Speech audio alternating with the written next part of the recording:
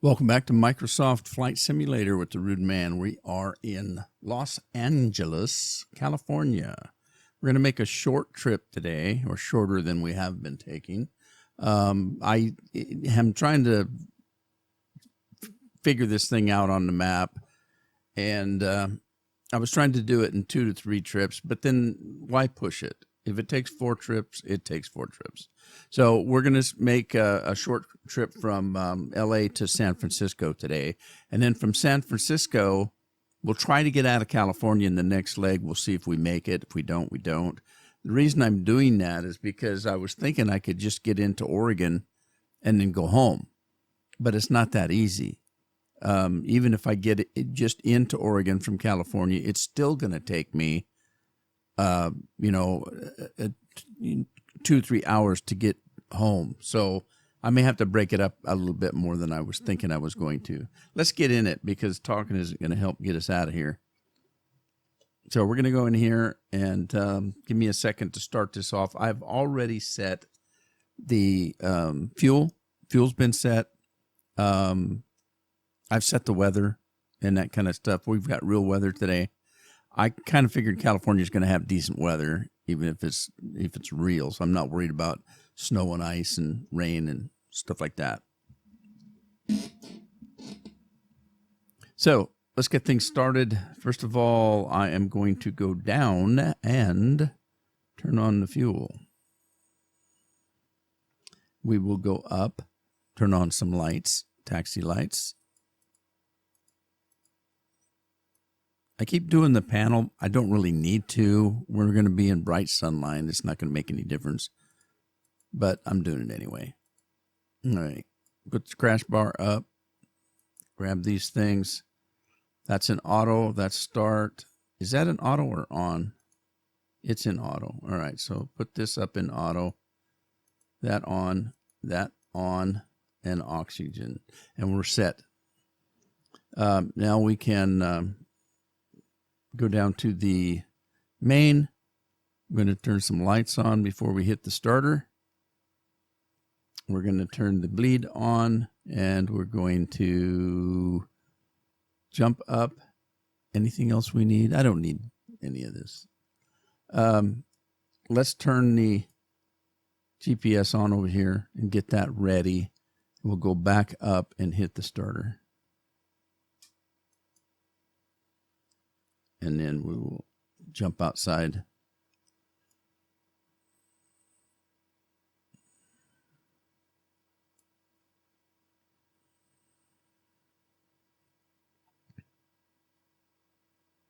You know, one thing I did not check is I did not check that the parking brake was on.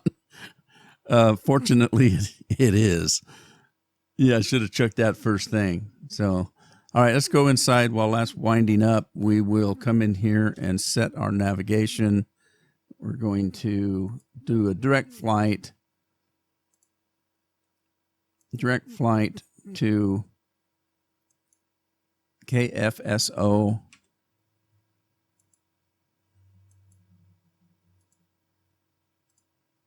Okay, Franklin County, that's not it. Oh, I got it backwards. It's KSFO.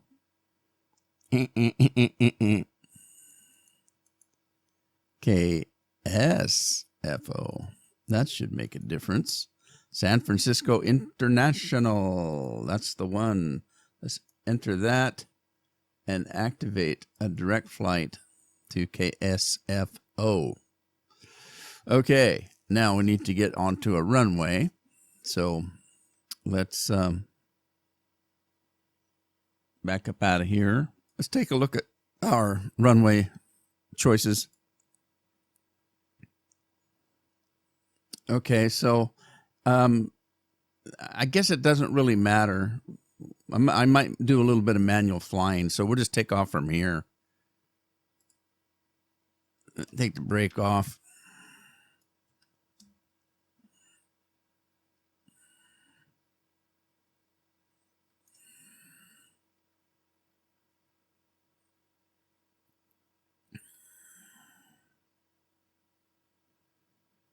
And again, I don't think I will need the full runway, so I think I can just take off from this location.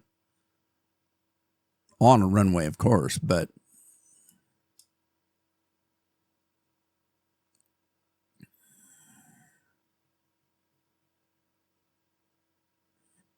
now when we were chatting when we first got here, I was watching. Oh, and we're going to be going the wrong way. There is a little wind, so yeah, we want to be going against the wind. I'm going to do it the right way this time. So bear with me. I'm going to go to the other end of this runway.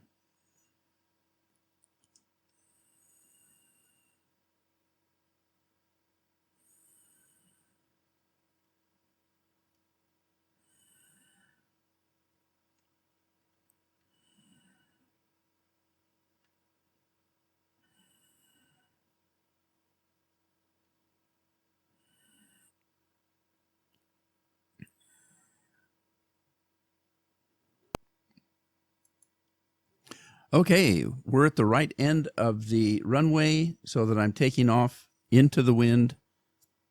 And there's a couple things I need to check before we take off. Let's check on things here.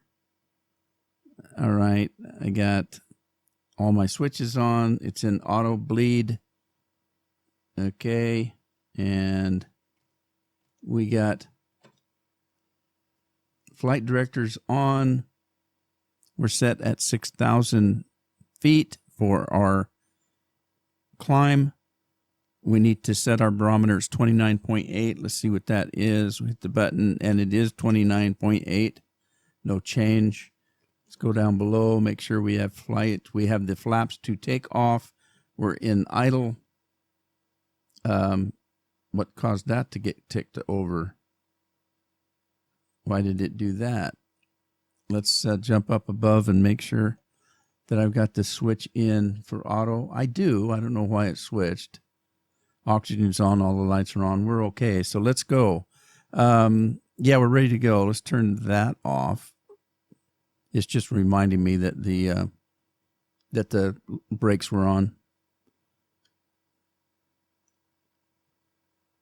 Okay, so let's take our parking brake off.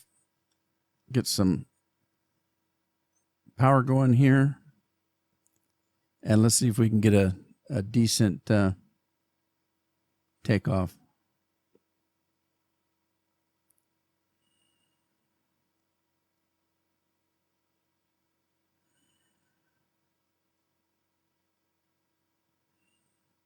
All right, rotation. Come on up. All right, get into a climb here. Let's go down and put our landing gear up, our flaps up. And we need to turn off this way here because we're going to be heading up the coast.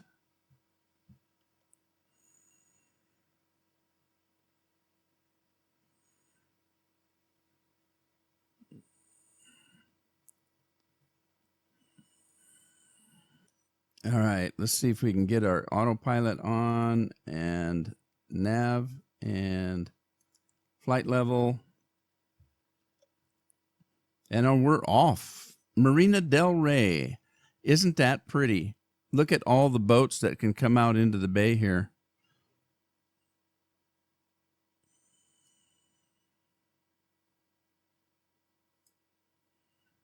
There's Ocean Park.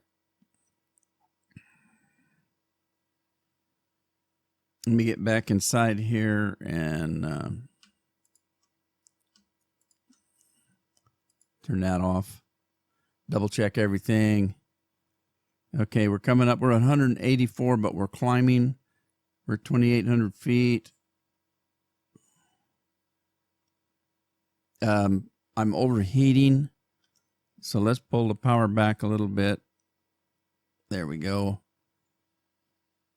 And enjoy the climb. There's Santa Monica. You're going to see a lot of towns that make up Los Angeles. And a lot of there's airports everywhere. There's Santa Monica. We had San Francisco Airport. There's another couple of airports around here. There's a bunch of them in this area. A lot of these towns are things you're going to see in Hollywood and movies and mostly TV shows. We got Riviera, Santa Monica, Brentwood Park. If we were down on the ground, you'd be seeing some very beautiful homes. So we're pretty much on a straight shot to San Francisco. We do have some hills up here that we're going to have to be aware of that might be over our 6,000 feet. We're only at 4,700 right now, 4,008, heading for 6,000. There's Topanga Beach. There's Topanga Canyon here, I'm sure, pretty sure.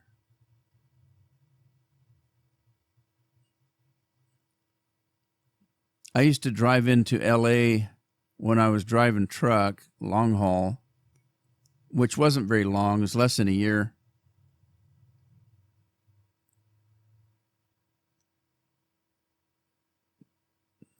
I didn't spend a lot of time sightseeing, but I do recognize some of the towns up here, Topanga Beach, and then there's Topanga Canyon. A lot of people that live out this way, they want a little bit of seclusion. So they live up in this canyon here. There's Topanga, and there's another little place up above here, I think, if I remember right, maybe right about there, that has the name Topanga on it. And I can't remember what it was called. There's the beach, the canyon, and then something else. Heights, maybe? There it is right there. Oh, Topanga Park. A lot of rich homes in this area here. And then you got all the civilization out here. There's Van Nuys. I'm sure people may have heard of Van Nuys. As soon as I get out of this valley here, I want to climb because I do have some mountains up ahead.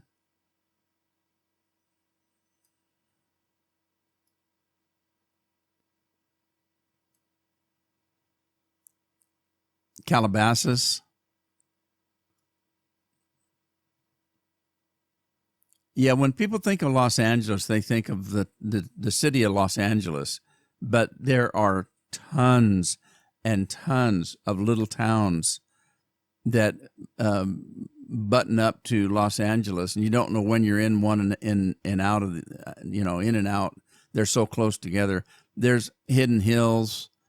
We've flown over a good share of it because a lot of it is out in that valley out there. And there's towns that you never know when you're leaving one and entering another. They're that close together, and there's a lot of them.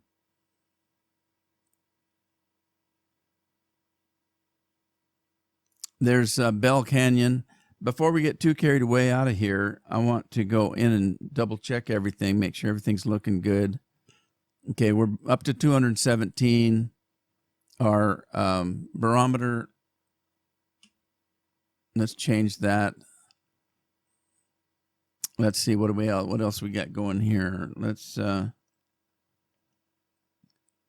right, it looks like everything's okay here. We don't have any overheating or anything. All of that's where it should be. We're at our 6,000 flight, and you see those hills? That's what I was worried about. I'm going to probably have to climb before we get there, which is going to be fairly quick. We're doing 200 miles an hour. And let's just check above, make sure everything's on. Oxygen is on. All right. The bleed is still on. That's good. We've got everything looking good there. The main, we've got our switches are all on like they should be. The gear is up and safe. Let's double check our flaps are up. All right, everything's looking good. Let me do some climbing here.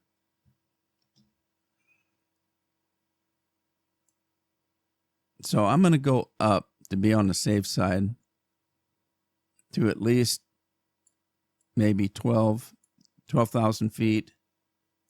Let's just climb slowly before we get too carried away. All right, that'll get us up over those hills. There's when you're coming into LA on I-5, there's a spot on top of those hills called the Grapevine, where you're getting out of the hills and coming down into the valley. And that's where all the trucks will stop before they come in the valley the next day. They usually get up there, spend the night, get up early in the morning, and head into Los Angeles.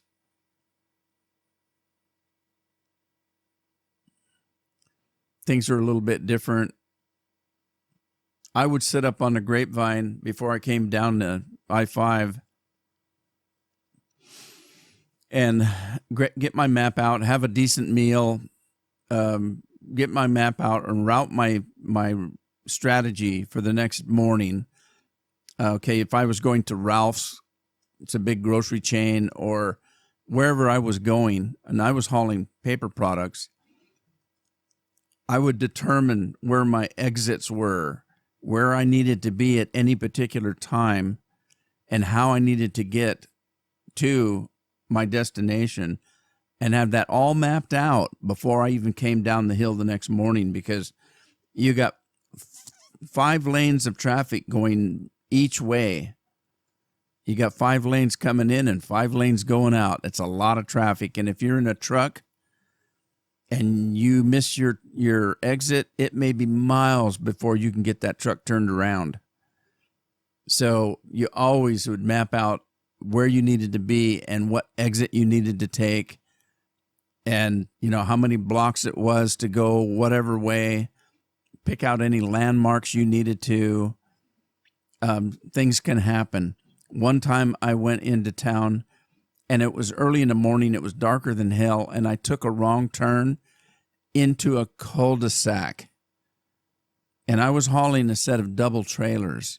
You don't back up double trailers, and if you do, you don't back them up very far because they articulate.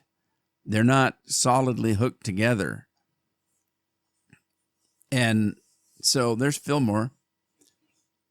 So you didn't want to make a mistake like that. And like I said, it was early in the morning. It was a residential area. And so everybody's kind of sleeping, which in a way was good for me because there wasn't a lot of traffic. It was that early in the morning. But there were cars that were parked on the street. And so once I realized what I had done, I stopped immediately and I pulled over as far as I could in between any parked cars so that I could have enough room. And I unhooked the back trailer and went forward just enough, unhooked the tractor, backed all the way up to that rear trailer, unhooked it from the dolly, pulled the dolly out, hooked up to that trailer, and backed it all the way out of the cul-de-sac. Then I had to come back in and get the dolly and back it all the way out and hook it up to the rear trailer, come back in, get the first trailer, back it all the way out, and rehook it back up to the dolly, and then get the hell out of there before anybody saw me. And I was pretty lucky. It was still nobody, there was still no people up at that time. So, all right, so I need to climb a little bit more. Let me go in and let me get up some more.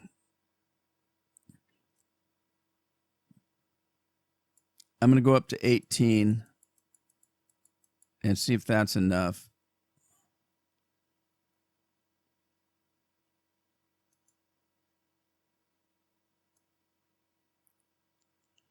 I'm going to climb a little bit more aggressively this time.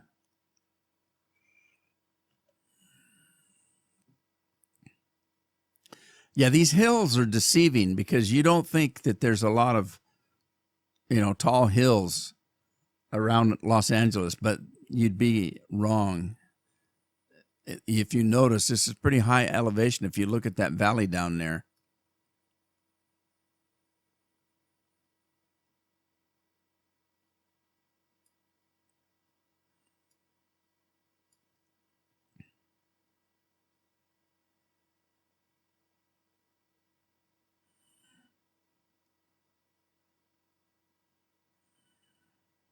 I just want to make sure I'm going to get over this. We are currently at 7,000, going on 8,000. Our speed's down to 170 because we're climbing, and I've got it made. I set it for 12,000 or 18,000. We'll be fine. I probably would have been fine with the 12,000, but I just wanted to make sure. I mean, even so, I'm barely getting over that hill. I mean, in reality, you wouldn't want to. You don't want to get close enough to the hill that you can smell the grass.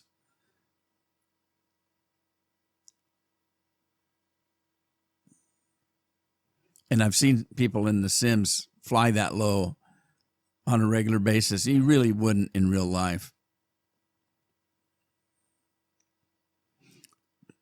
Okay, so I think I can probably stop this. Let's reset this down.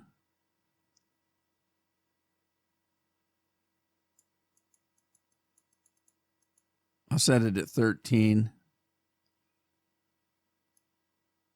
And we'll drop it down. Yeah, just gradually come down.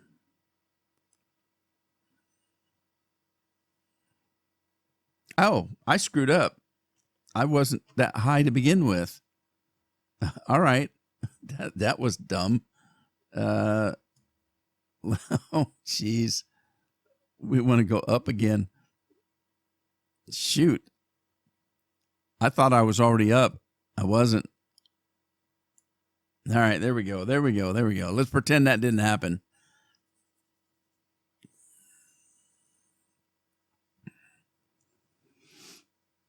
Okay, we're back up to 190. We're climbing. We're at 10,000 feet. We've got 241 miles left to go, about an hour and 9-minute flight.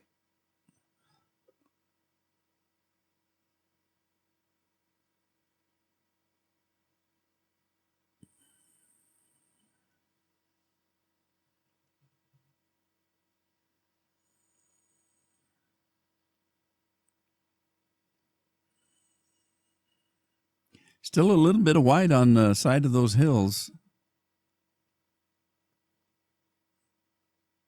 There's a little bit of white on the peaks over here.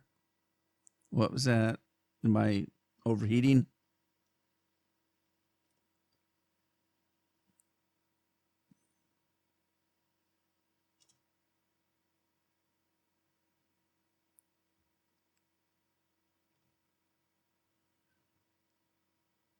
No, I'm not overheating. 238 miles. This is estimated. It's not completely accurate.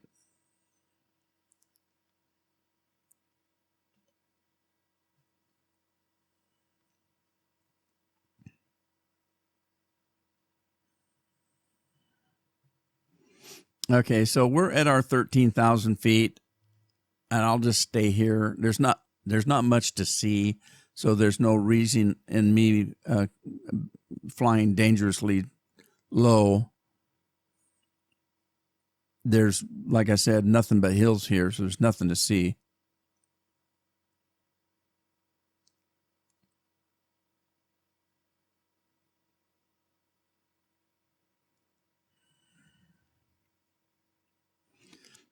And I can't remember if I showed you the map. I probably didn't because it doesn't look like the map is even up. So let me pull the map up.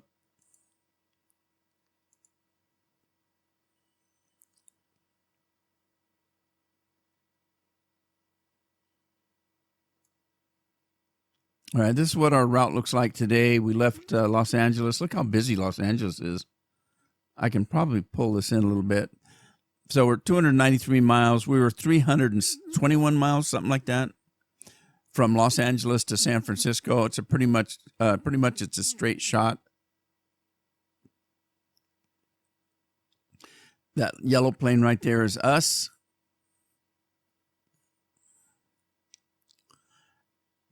And it's going to take a little bit longer than I thought. If you really, really look at the map, you any map, you start to realize how long Los Angeles or California is, because we're right here is Mexico, and San Diego is right down here, and that's the border of Mexico, and Los Angeles is a hop, skip, and a jump above that.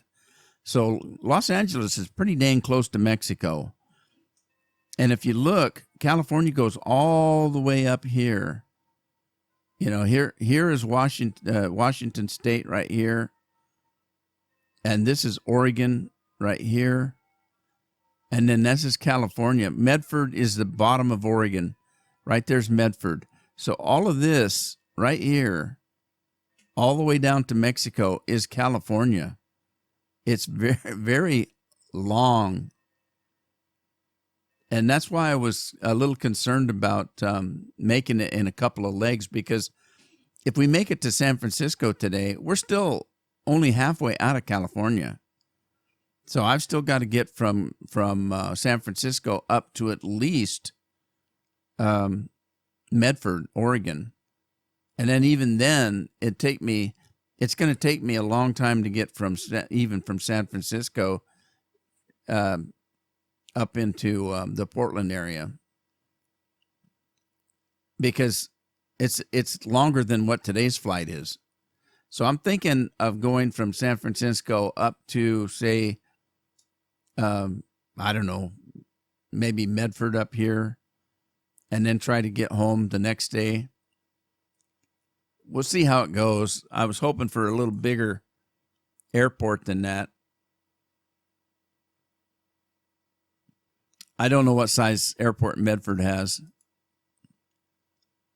But then we're not in the largest plane. I mean, every time I take off and land, I don't need half the runway. So any airport that's going to be around Medford would probably be big enough for me to land on.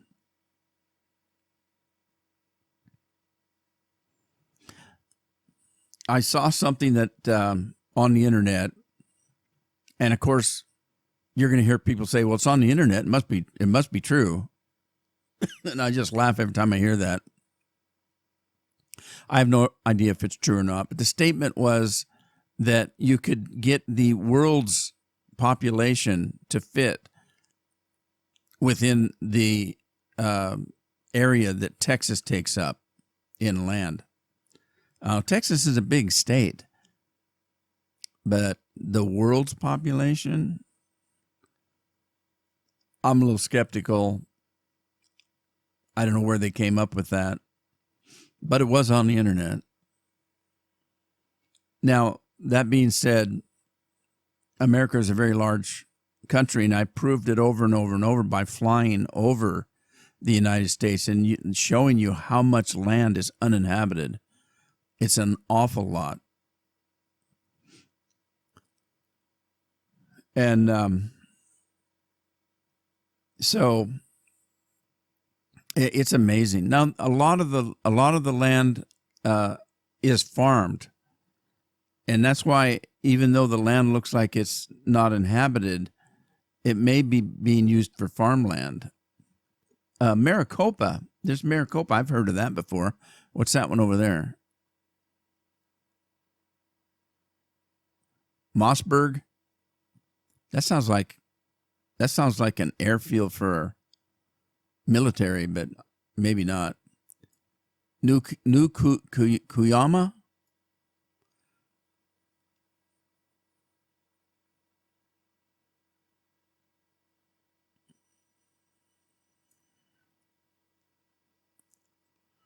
You'd be amazed, though, some of the places. Like, I could go back into L.A. and fly around some of the hills up there, and you'll see houses everywhere on these hills, and you wonder, oh, my God, what's holding them up? And there's a lot of houses on the ocean that sometimes slide in.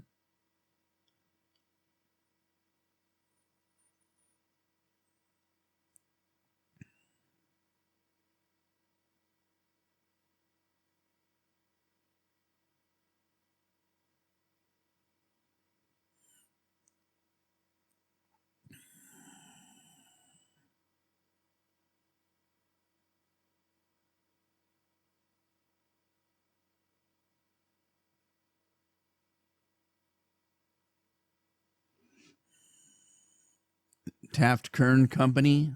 I'm thinking maybe that's Taft Kern County.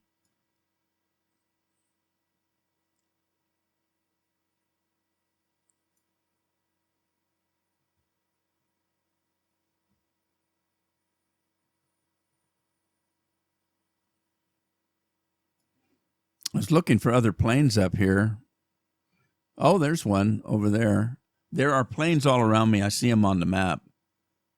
But if I can, that one that I'm looking at right there is a jumbo jet. It is an Atcom.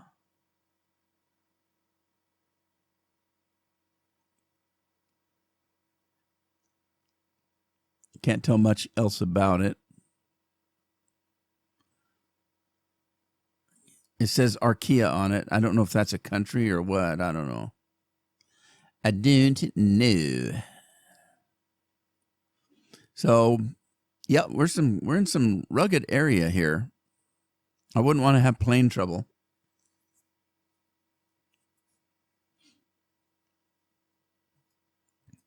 And I think I'm safe to come back down for a little bit.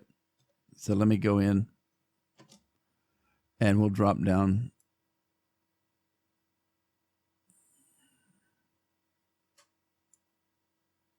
Don't want to go crazy. Let's do 9,000.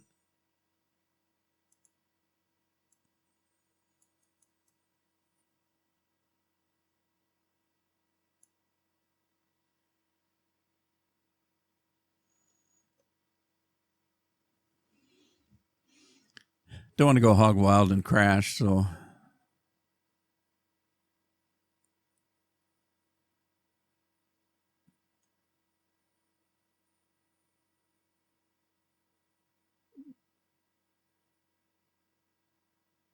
there's planes everywhere. Look, there's one there. There's one way up there.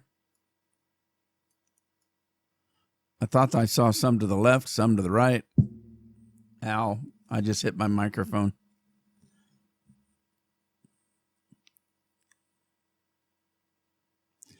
So if you remember in the last trip, I talked about a jet plane that is an executive jet, a Cessna.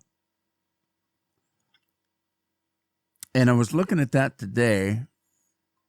I actually took the thing up.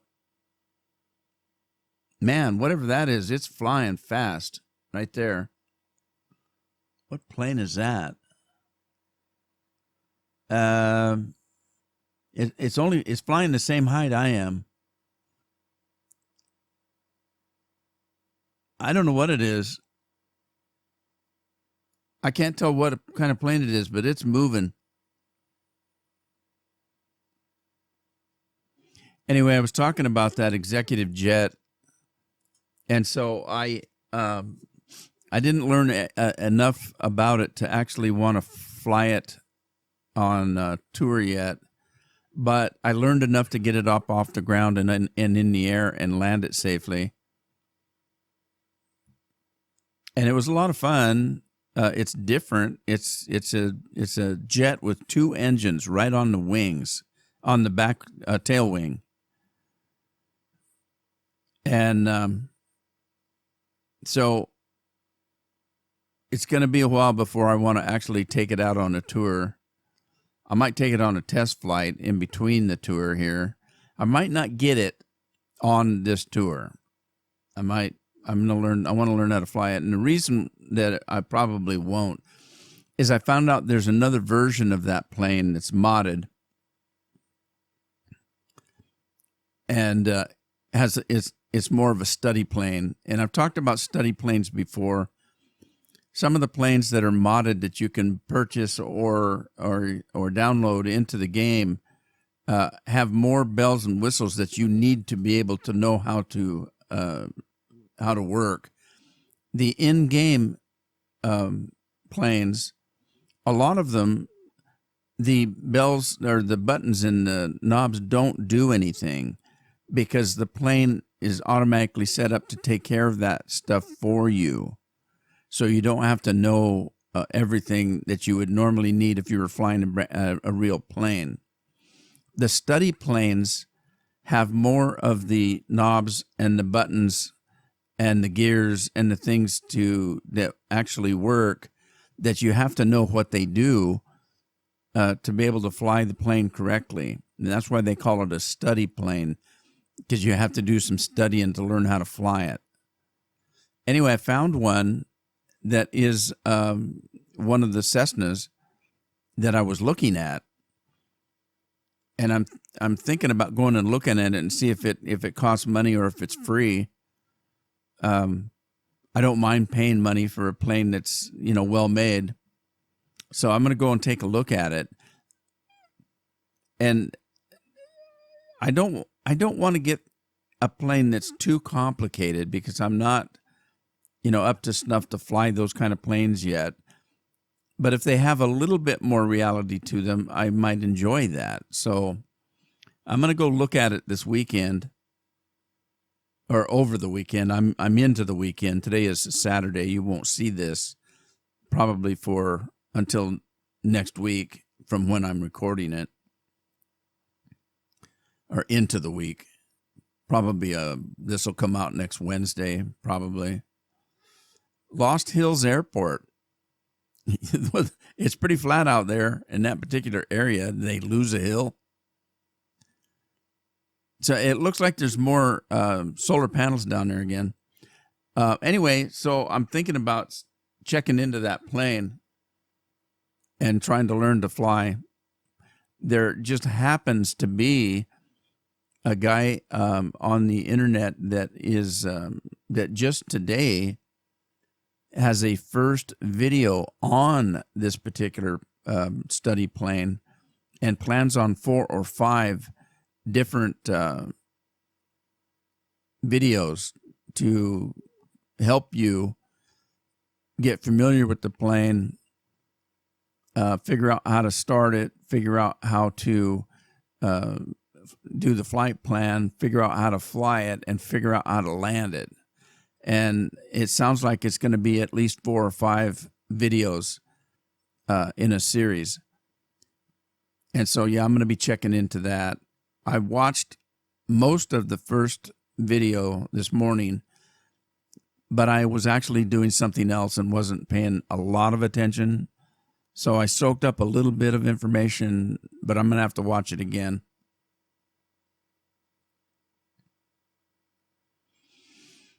Okay, so we're looking at another 178 miles and about a 45-minute flight from here.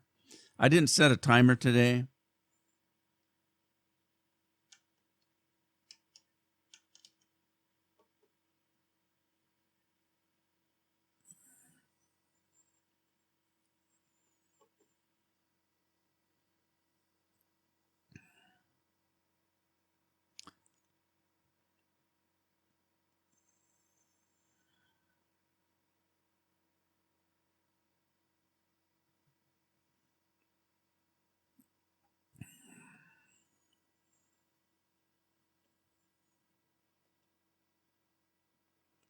Paramount Farming.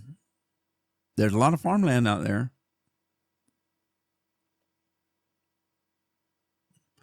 I think most of this is farmland down here as well.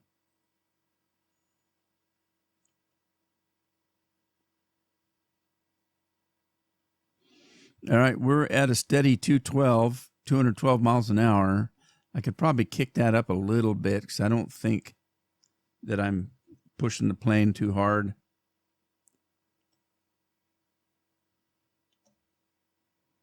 Yeah, I've got plenty of room on there. The prop RPMs are right where they're supposed to be. The NG is, I've got a little bit of room there, and I've got a little bit of room on the temperature. The oil pressure and temperature looks to be just right. Let me kick the throttle up just a hair. See if I can get up to 220.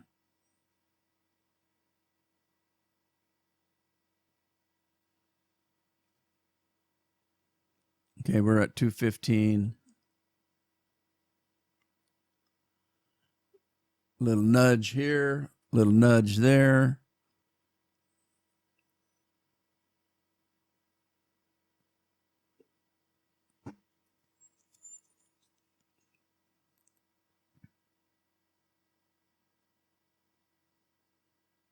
There's 220. Close enough for government work. Blackwell Land Company Incorporated. Wonder what they're selling.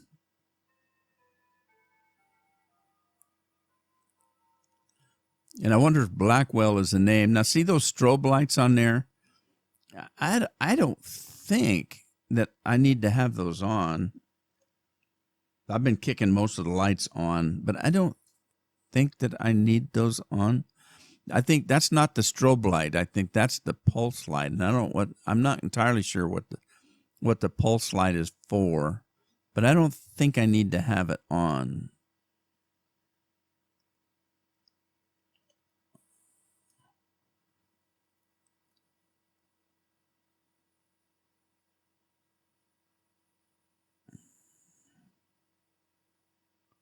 So, if you notice, the light is still on. It's just not pulsing. So I'm not entirely sure why you would want it to pulse, unless you were in bad weather, like cloudy weather. I'm gonna have to check into that because I don't understand that. The beacon light.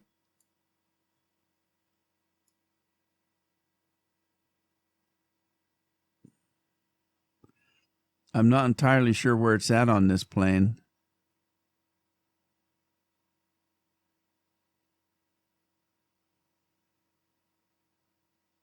I think that's the beacon light right there on the back.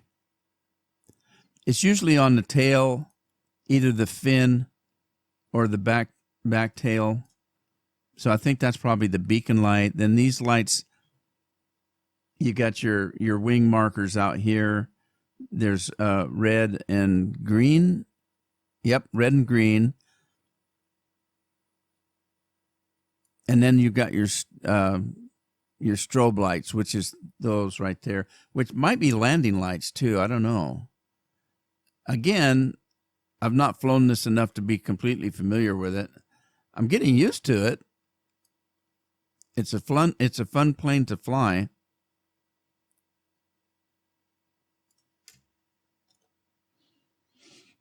All right, so we had the nav lights and the strobe lights. I think the bright ones are the strobe lights. I've got the taxi lights on. Let me turn those off and see if that's what we're looking at. No, it's still on. So taxi lights, I don't know.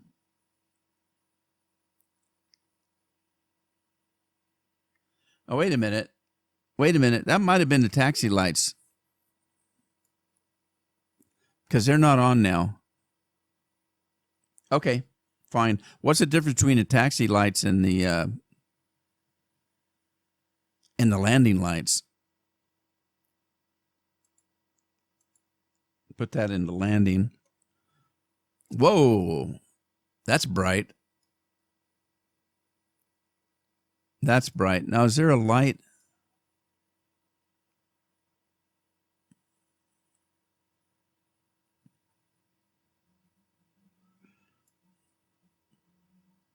Interesting. Okay, let's kick that off. I got to remember to turn it back on. I'll look that up and see what the pulse is all about.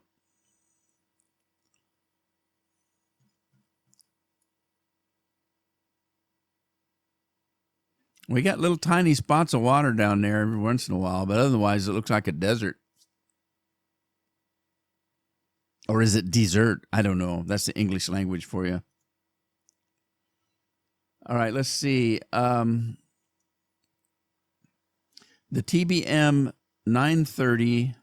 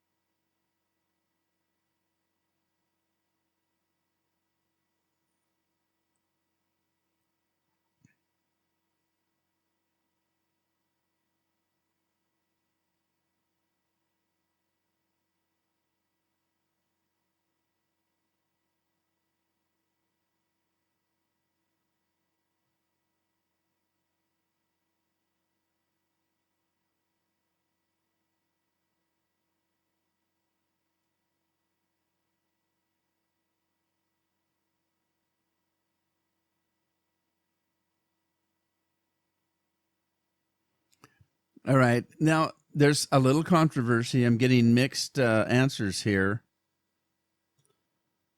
The somebody saying just a quick addition to the information that was listed on strobe lights. Strobes are activated before you enter a runway, during all stages of flight, and until you exit the runway after landing. It is good practice to enable them when crossing a runway as well. So the flight light procedures are somewhat loose, it says.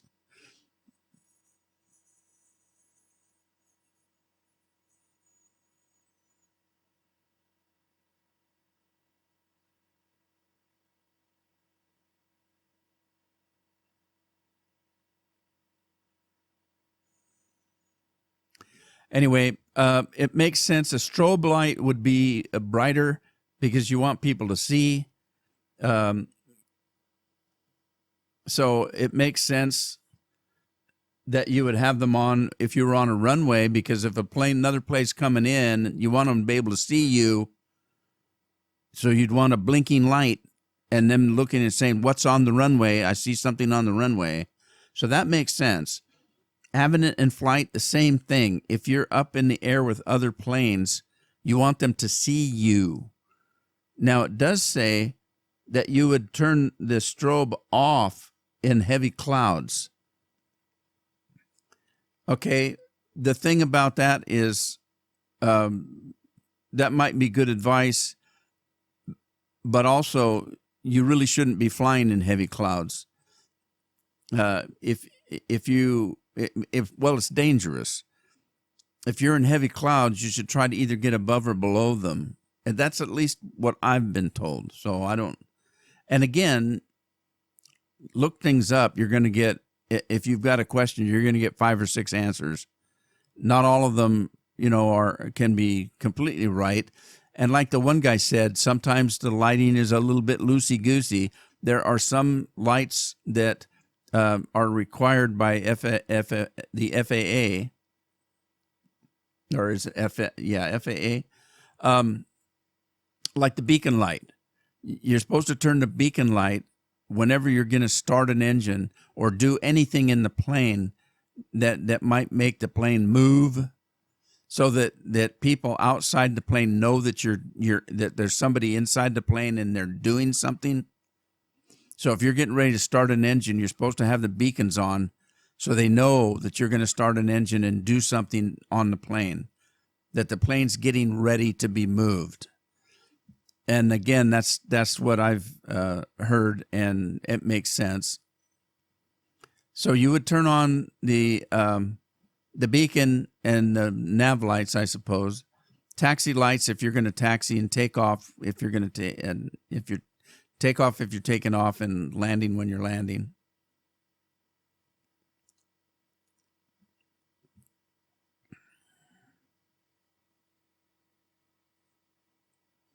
But it makes sense. If we saw those lights, those strobe lights are pretty bright. And it does make sense that if you were on the ground and you were taxiing, they wouldn't necessarily be important. But if you're going to get on a runway where you know there's going to be other planes taking off and landing, you'd probably want those strobe lights on so that they could see a bright blinking light and wonder what the hell's on the runway or what the heck is crossing a runway. Makes sense. All right, we're looking at, let's see, 126 miles and about 29 minutes until we get to San Francisco. I've been talking a lot, but really, there's not much to see, is there?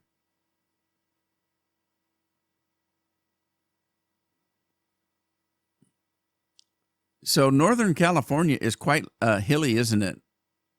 And mountainous. Northern California, that's where you're going to find a lot of recreation. You're going to find the the redwoods, things like that, forests and parks. I know Mount Shasta. There's a lake around Mount Shasta, and I knew a family that every year for, oh God, 20 years that I knew them, every year their family, and this, when I say family, I mean family where they've got sons and daughters that have families of their own, uncles and aunts, cousins, that kind of family.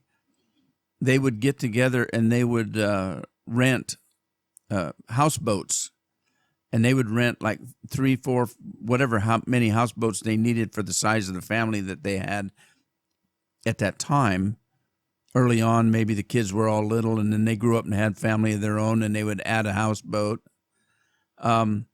But they would rent every year. They would rent these houseboats and go sit out on the lake and move up and down the lake on Mount Shasta. It's a beautiful place.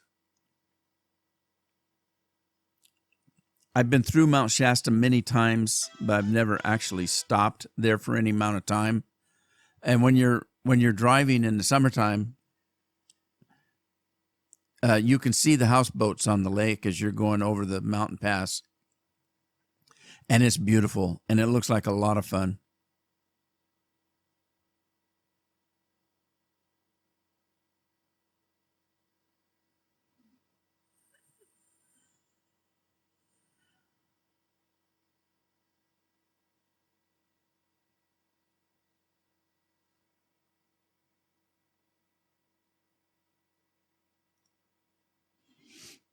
All right, I'm going to step away for just a moment. There's not much to see, and I don't see any tall hills that I might hit.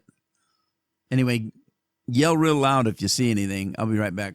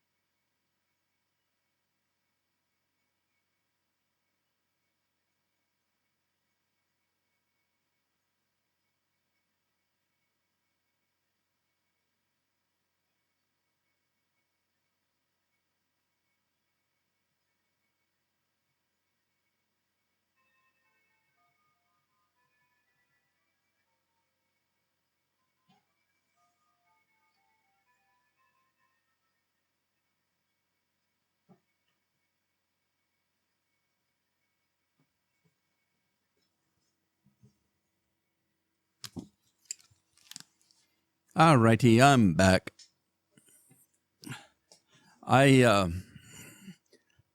It's just about dinner time, and I could smell something that smelled really good, and I wanted to go out and make sure they weren't eating dinner without me. But I'm okay because I think they got about another 20 some minutes on the on the clock before dinner's ready, and that's about what time we've got. Let's see, we're looking at 23 minutes to get to San Francisco, so it's just about perfect timing.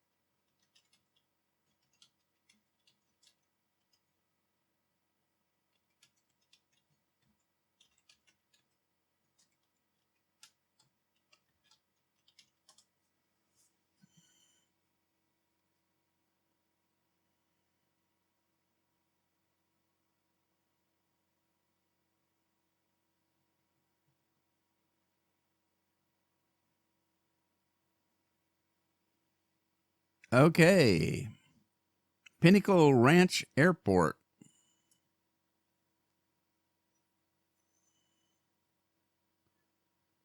All right, we got more civilization in that valley over there, and you can kind of see it. There's a mountain range here and a mountain range there, and a valley in between, and of course a valley in between these is kind of a valley, a very narrow one,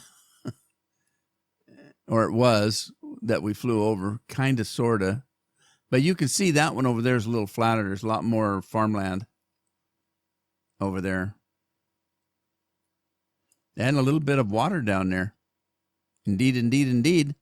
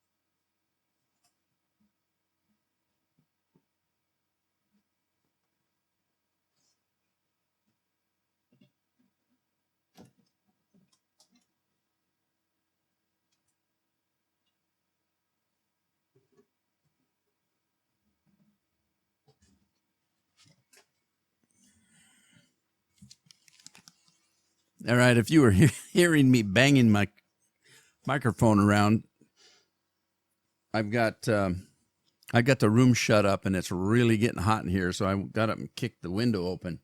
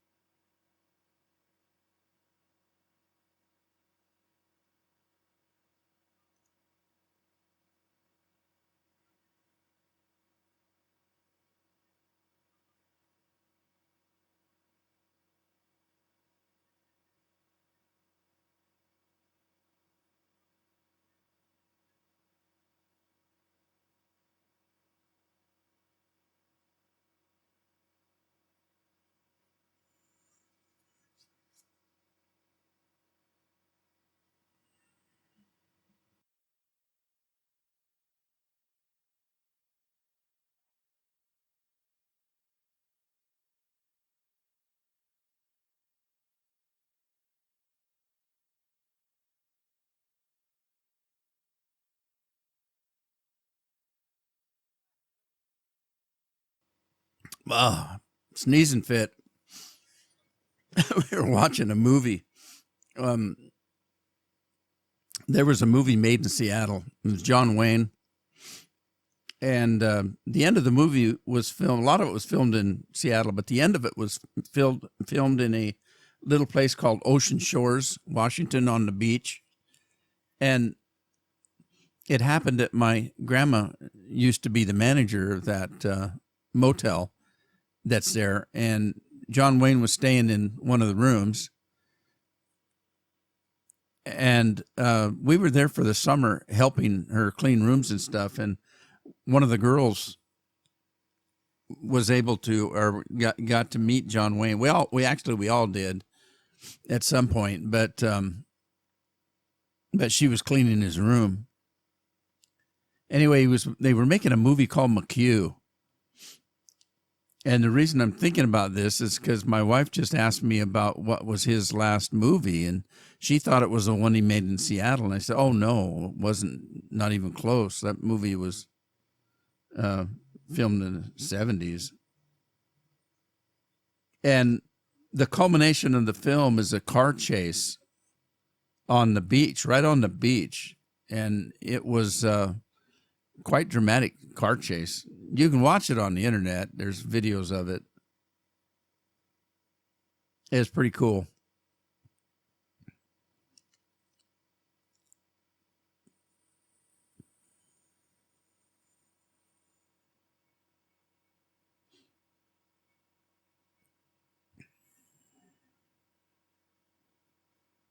They had come up with, there's a jump in the scene, a car jump in the scene. And I think it was the first time they used what they called a car cannon. And basically what it is, they would put a car on a flatbed trailer, and they would use a ram that would shoot it off like a cannon. And then they would film it, like doing Dukes of Hazzard type jumps. Hollister, Christensen Ranch, cute little town. It's even got its own airfield.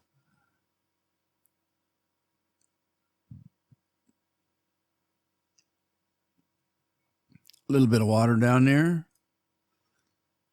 Nice little rectangular fields. Wonder what they grow in Northern California.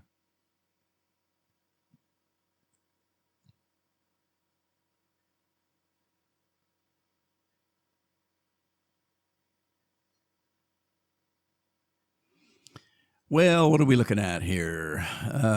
64 minutes, or I'm sorry, 64 miles and 15 minutes estimated time of arrival. Fraser Lake Air Park. Still quite hilly here. San Juan Bautista. Really? What? Sounds like a prison. Froggy Winnick Orton. I got a little frog in my throat.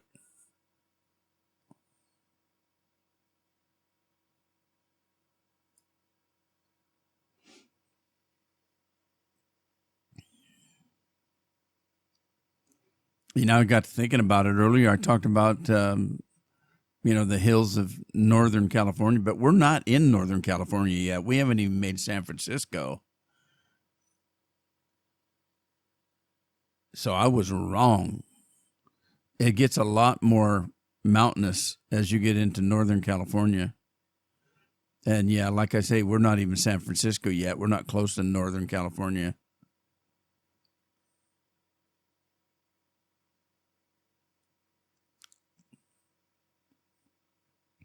We are hundreds of miles away. Hey, hey, hey, hey.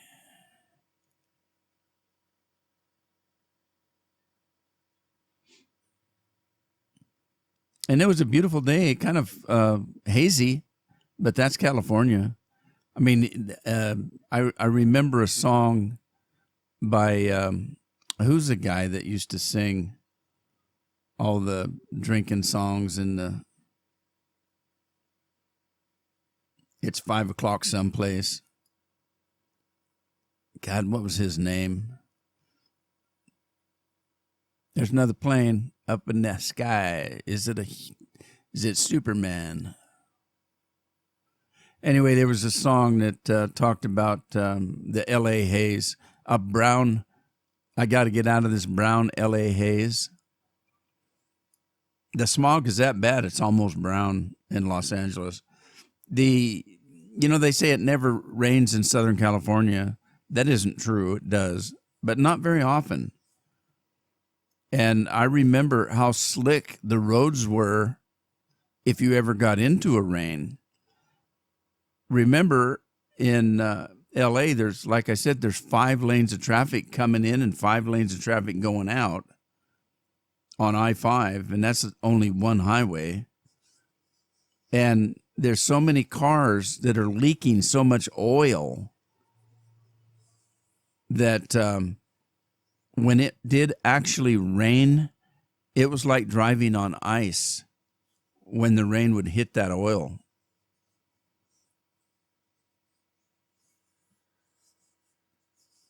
So if you ever got close to LA and it looked like it might rain, we always would just slow our trucks down and hope that it didn't hit while we were there.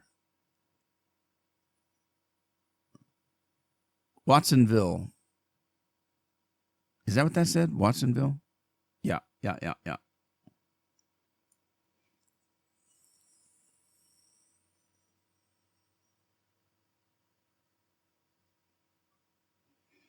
So I'm thinking about watching a movie that was in San Francisco, and Nicolas Cage, Sean Connery, called The Rock. It's about Alcatraz. A really good movie. It is a really good movie.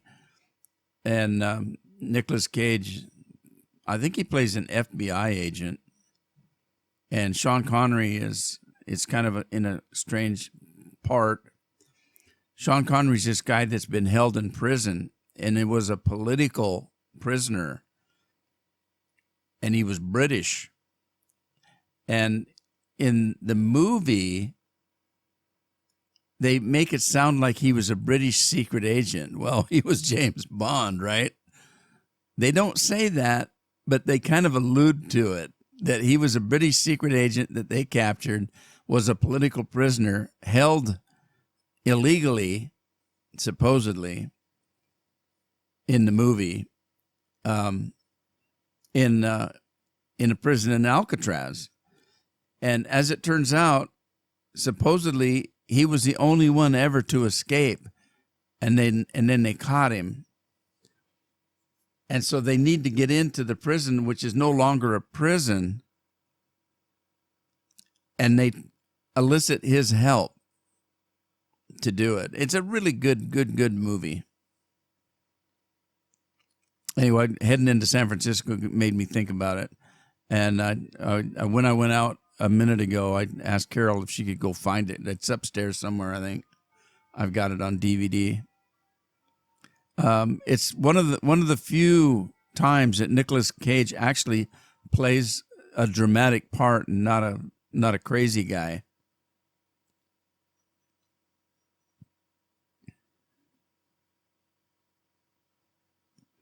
It kind of proves that he can play a good part and not just a crazy guy. Another part that he played that was not real crazy was a movie called Con Air, where he's a soldier that gets out and gets in a fight, and they put him in prison for manslaughter.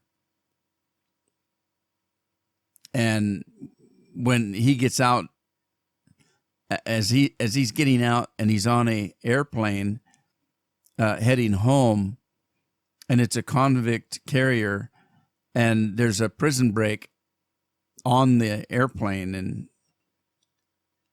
and he has to try to stop it.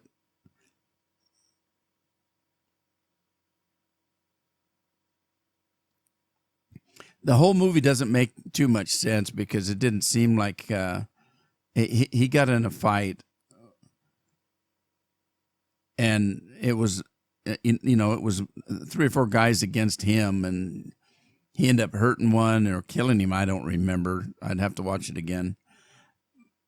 I'm thinking because he was a soldier, he was using skills that he learned to kill. And so that's like, in other words, his body was a lethal weapon. That I think that's the concept they were trying to push. It'd be like if like Muhammad Ali got in a fist fight in a bar, his hands would be considered lethal weapons.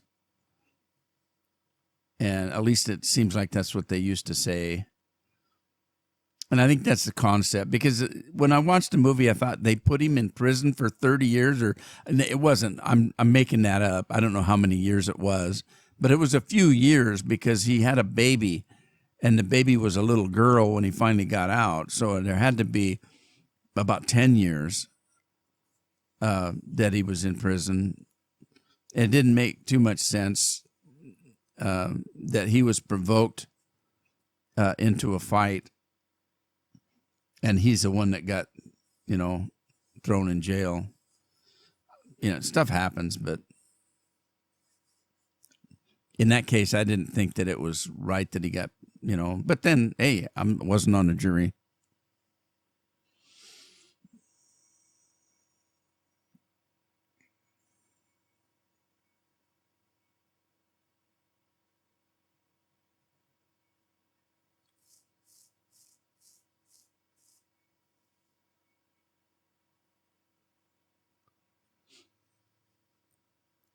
Right, we're looking at 27 miles, 6 minutes. I might start to come down. Moffett Federal Airfield. So yeah, let me come down here. We're at 8,000 feet. I'm gonna come down to say 45.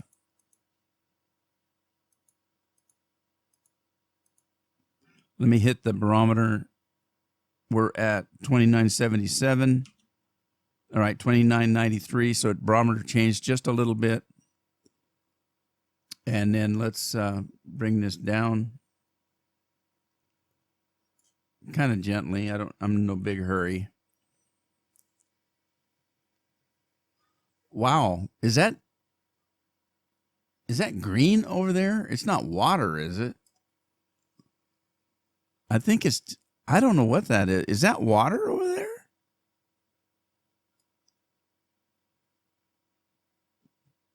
There's a lot of houses below us here. Look at that. Cupertino. This has got to be more than one little town.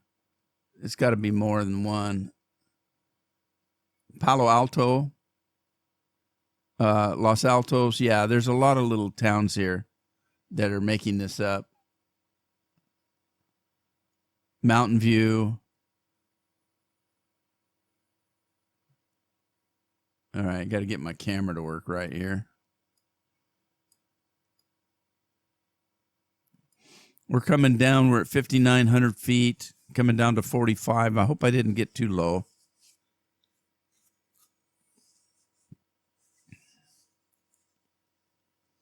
$54. There's Stanford.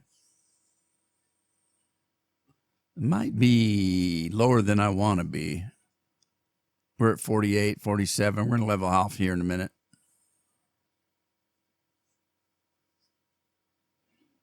Might be foggy around San Francisco. It generally is. I hope it's not too bad.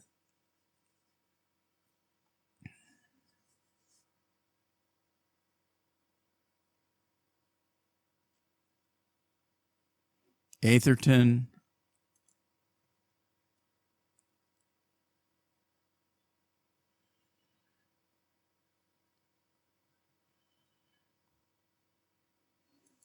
All right, so there's two ways to come in. There's over the water. I remember coming into San Francisco one time where we came in from the other direction that I'm coming in, and we had to fly over the water there in a 180-degree turn and come back. There's a flight path over there. I'm gonna get in here and take control.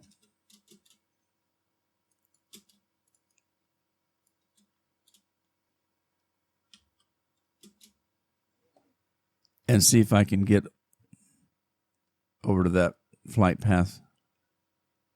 San Carlos. I'm gonna hit the end of it. It's out in the water there. Yeah, I remember. I was in the jet and was looking at one of the windows like this, and all I could see was water. And I looked out the other across the aisle, and all I could see was sky. I thought, my God, we must be in a 180-degree curve here. And we were. So we flew over the airport into the water and flipped a U-ey and then headed back into the airport.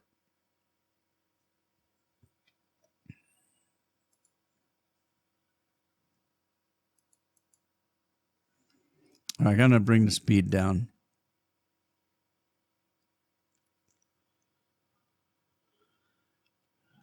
And we're at 4,200. There's another plane down over just to the slightly to the left of me.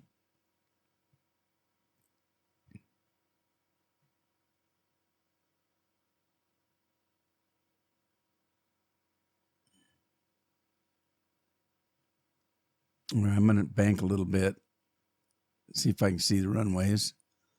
There's several runways. I only need one. I'm thinking that plane below Jared just come off of one of them.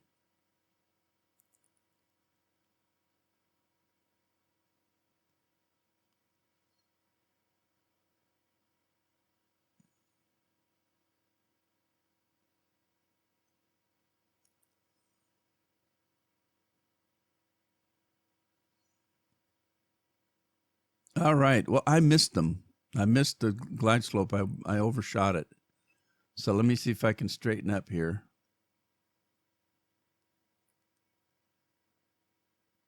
Another airport right there, looks like. All right, let's put that down.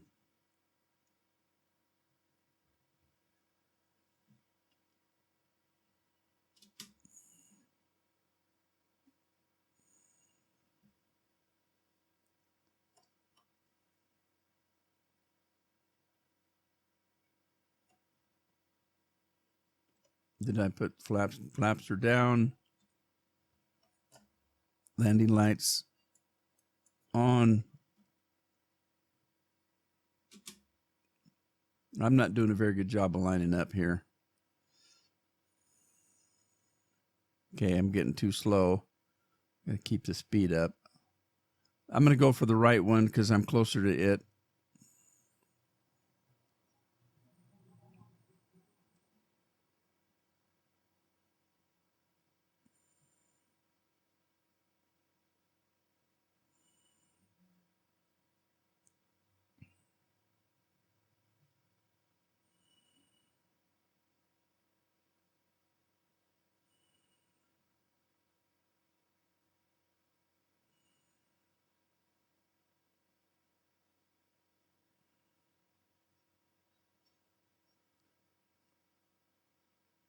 And again, my biggest problem is getting straight on line.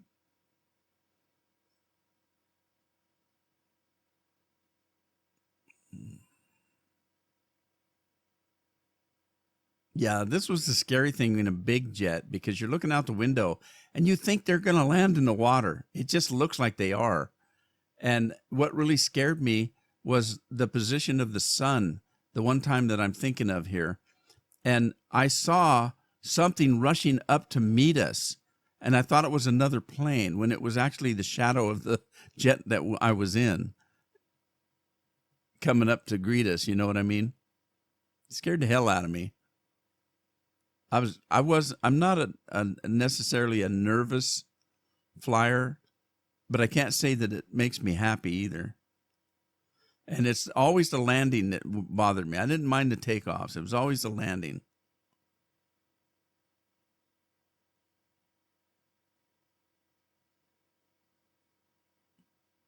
All right. Keep the speed up a little bit. I can't tell if there's any wind or if it's just me. See, I got off a little bit.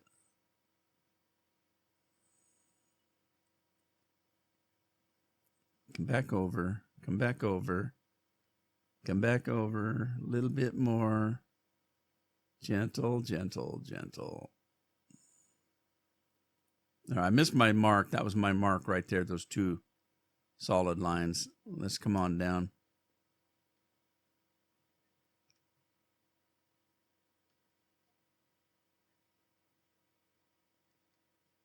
And we're down.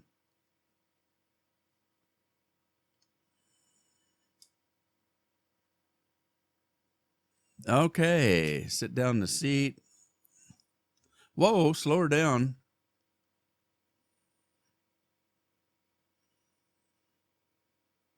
Okay, so I'm going to go off to the left once we get up here.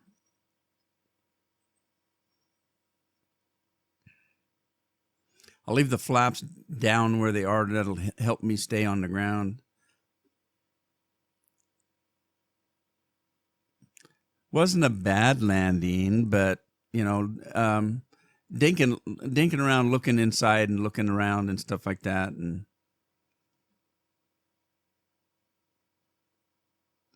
trying to steer it once it's down on the ground. Sometimes you get a little nervous and try to overcompensate the left and right steering.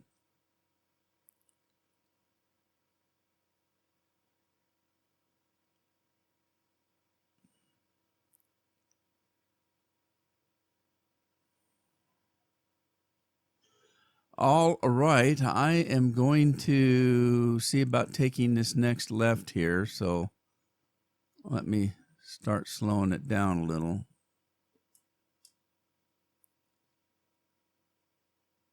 And I had the strobes turned off. I didn't turn the strobes back on.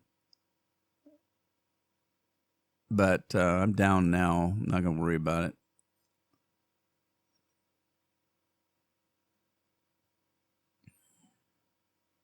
San Bruno.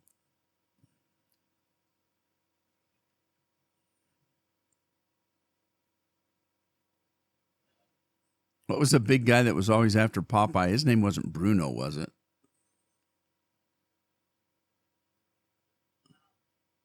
Millbrae. There's towns all over the place. I tell you what. I had an uncle who used to live here in Oakland. They lived in Oakland. There's a military base. He was a Army recruiter on the base. I would come and visit him, and he'd take me into San Francisco. We'd go to Chinese restaurants. I can't say I was happy about it. Real Chinese food is completely different than what the Americanized Chinese food is. I mean, you would have fish soup with eyeballs floating in it, and squid tentacles that taste like rubber, and I wasn't happy with the food.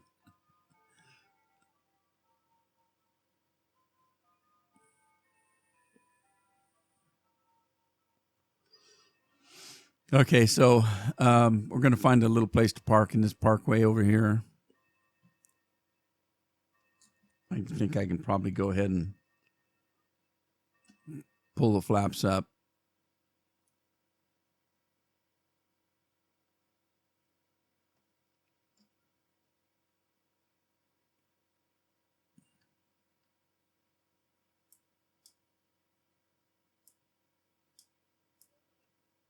They left their stuff out on the... What is that? There's something on where you're supposed to pull the plane.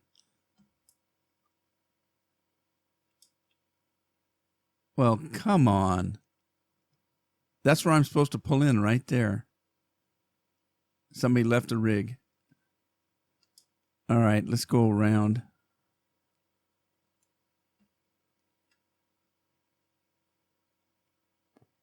And that catering truck is parked right where you're supposed to park the plane. All right, that little one would have been perfect right there, but we'll take this one over here. We'll take this one here.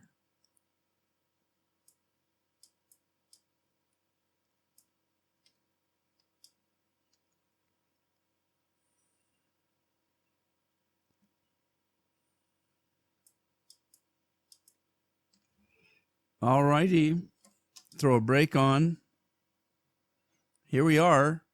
San Francisco International. A beautiful day. A few clouds that way. Is that a Kmart plane? What kind of plane is that? United, Delta, JetBlue, American Airlines.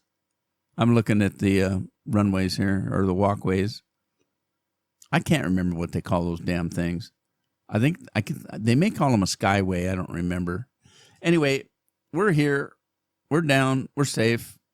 Let's go inside and take care of business. So let's check and see what we got blinking over here. Nothing new. Let's turn the bleed off. And then we'll turn the switches over here off. That's all we need to do there. Let's pop up here. Landing gear off. Or the lights. Turn that off, that off. Turn those off. Shut that down. Take that off. The auxiliary BP will turn the oxygen off. Ignition can go off. We leave the starter on. Let's turn the generators off. Crash bar down. And then let's go take care of our fuel. See if the engine is shutting down yet. Okay, let's pull that back.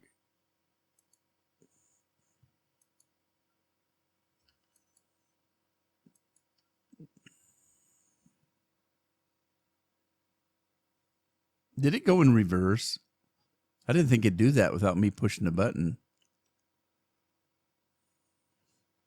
Well, we're safely done, safely off. Propeller should stop here in a second. There we go. And we're safe. All righty. Here we are. I hope you had fun today. Have fun in San Francisco tonight. And in the next flight, we'll be heading to Northern California. Hopefully we'll get out of California or close to it. And then on to Oregon and home. So, again, hope you had fun. I'll hope to see you in the next leg. And ta-ta for now.